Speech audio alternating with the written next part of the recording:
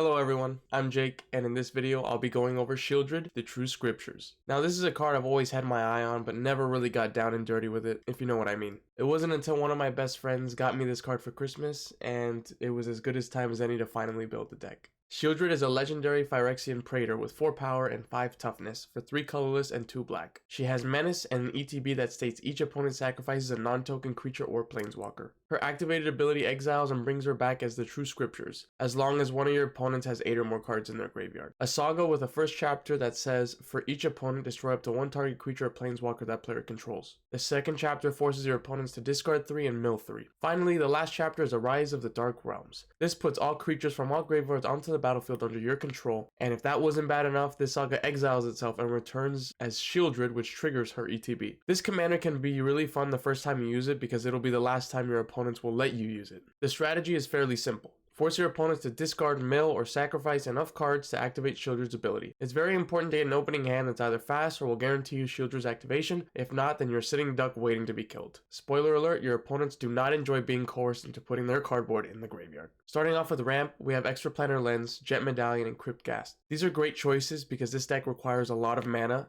and Extraplanar Lens and Crypt Ghast will let you double the mana that your swamps make, along with Jet Medallion making all your spells cost 1 less. Soul Ring, Arcane Signet, and Realmbreaker the Invasion Tree are just automatic includes in this deck. Realmbreaker the most of the 3 because not only does it have the ability to mill an opponent, you can also take a land that they mill, ramping you. It is a little bit more expensive, but this can really help you get going. And since you're in mono black, we have Cabal Coffers, Urborg, and Expedition Map to fetch either one. Moving into removal, we have Damnation, Toxic Deluge, and the Meat Hook Massacre. Removals are pretty important in this deck because it can put a lot of creatures at once into the graveyard, which will only help you in the long game. Toxic Deluge lets you kind of pick what creatures go in by paying a certain amount of life. Damnation gets everything. The Meat Hook in a time of need can get rid of anything like a Toxic Deluge and can also gain you life and drain your opponents. For more spot removal, we have Feed the Swarm, Defile, and Murder. These are fantastic because let's say an opponent has a creature on the board that you'd like to have later in the game, you can go ahead and destroy it. Now we're getting into the good stuff, starting off with Discard. Dark Deal, Siphon Mind, and Oppression. When it comes to casting Dark Deal, the earlier the better. If this card is in my opening hand, I'm going to cast it as soon as possible while all my opponents have at least 5 or 6 cards in their hand. This spell alone, if casted at the right time, can really guarantee activating Sheoldred's ability. Siphon Mind is a great way to make your opponents discard while drawing at the same time. Oppression is also fantastic over time, causing players to discard after they cast a spell. Aclazot's Junji and Bottomless Pit. Aclazot's is a great flyer with lifelink that makes your opponents discard on attack, and if they can't, you draw a card. Junji is a fantastic sacrifice target to force your opponents to discard or reanimate something. Bottomless Pit is just a really fun upkeep card that at times can be pretty annoying. Moving on to my favorite category, and that's mill. Altar of the Brood, Mesmeric Orb, and Mindcrank. Probably the 3 best mill cards in all of Magic besides the blue spells. I honestly don't know what's worse, a turn 1 Soul Ring or a turn 1 Altar of the Brood. Mesmeric Orb will guarantee that you have 8 cards in about 2 turn cycles, and Mindcrank can go infinite with another creature that we have in this deck. Moving on, we have Breach the Multiverse, Unseal the Necropolis, and Altar of Dementia. Breach the Multiverse is a huge spell to cast before you get Sheoldred out. Not only does it mill each opponent for 10 cards, you can also take something right then and there from each graveyard. Unseal the Necropolis is also a fantastic choice because it mills all your opponents